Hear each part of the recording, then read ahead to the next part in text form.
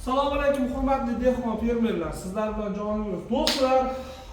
Dehqonlarimiz foydalanib qolishyapti. Hozir 15% lik chegirmalarimiz ketyapti, davom etyapti do'stlar. Mana nasoslarimizni hozir bir donasini Rishtonga ketyapti, ikkinchisi Qoraqalpoqqa ketyapti. Bularni o'zimiz Qoraqalpoqqa olib borib, hamma narsani tayyorlab qo'yishibdi, qo'yib berib, videolarni ham qo'yib o'tamiz, suvlarni chiqarib, mana hozir ko'p ko'rishingiz mumkin. Mana ko'rsatasiz. DJ.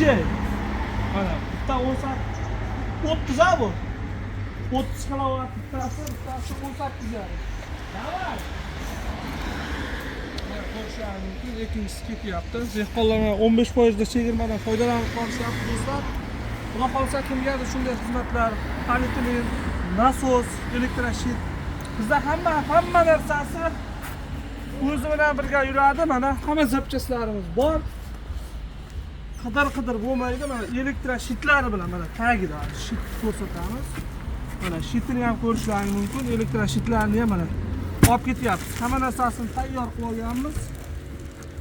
Bu uzoqroqqa ketyapti. Hop, mana zapchastlarga keladigan bo'lsak, mana hamma narsasi bor. Hamma narsasi o'zimizda. Masalan, adapter qilamiz, atvot bozorga bor, qidir hech narsa qilmaysizlar, kelasizlar. Shu olasida hamma narsani tayyorlab, kirchakkalarigacha kelgan. Hamma narsasi o'zimizda mavjud do'stlar. Hammaga rahmat.